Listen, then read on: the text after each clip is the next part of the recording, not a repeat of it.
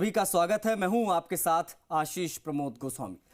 देखिए, राज्य की सत्तारूढ़ पार्टी भाजपा के प्रदेश अध्यक्ष सीपी जोशी के कार्यकाल को शुक्रवार को 1 साल पूरा हो गया।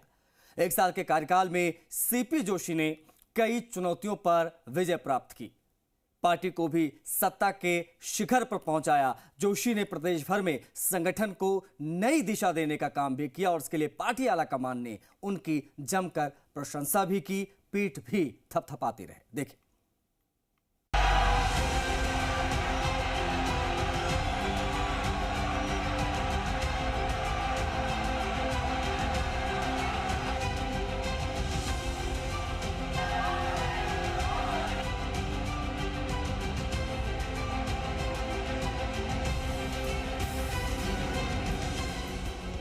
आज से ठीक 1 साल पहले 23 मार्च को सीपी जोशी को राजस्थान भाजपा की कमान सौंपी गई थी। जिस समय सीपी जोशी को पार्टी की कमान दी गई, उस समय प्रदेश बीजेपी में गुटबाजी हावी थी। गुटबाजी के कारण पार्टी की किरकिरी भी हो रही थी। वहीं दूसरी ओर महज 8 महीने बाद राजस्थान विधानसभा के चुनाव भी थे। ऐसे में आला कमान से मिली जिम्मेदारी को बखूबी निभाते हुए सीपी जोशी ने न केवल पार्टी में पनपी गुटबाजी को दूर किया, बल्कि भाजपा को सत्ता में लाने का संघर्ष भी शुरू किया। शालीन और सौम्य व्यवहार के धनी सीपी जोशी पार्टी में गुटबाजी के केंद्र नेताओं से न केवल मिले, बल्कि पार्टी के कार्यक्रमों में भी सभी को पूरी तवज्जो भी दी।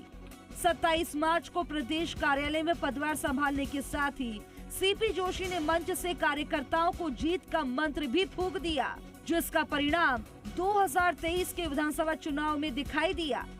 माननीय प्रधानमंत्री जी का, माननीय राष्ट्रीय अध्यक्ष जी का और शीर्ष नेतृत्व का आभार प्रकट करता हूं। युवा तरुणाई और कार्यकर्ताओं का आभार प्रकट करता हूं। उनके दम पर इस 2023 के रण में विधानसभा चुनाव में कांग्रेस को हटाकर भारतीय जनता पार्टी का कमल खिलाने का काम किया।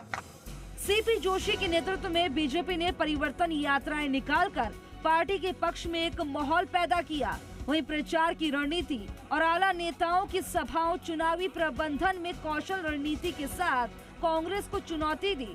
चुनावी प्रचार के दौरान प्रधानमंत्री नरेंद्र मोदी ने खुद सीपी जोशी को न केवल अपने साथ रखा, बल्कि सभाओं के बीच खुले वाहन में भी अपने साथ सवार रखा।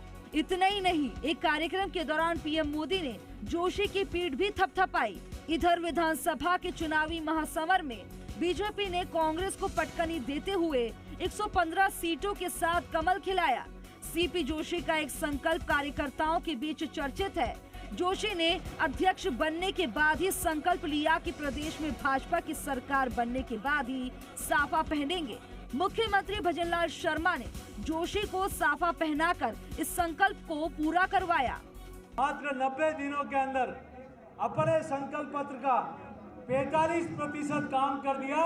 वो भजनलाल जी की सरकार को, पूरी टीम को बधाई देता हूं। सीपी जोशी के नेतृत्व में राजस्थान में भाजपा की सरकार बनते ही मुख्यमंत्री भजनलाल शर्मा के एक ही वर्ग से होने के कारण जोशी को बदलने की अटकलें जोर पकड़ने लगी।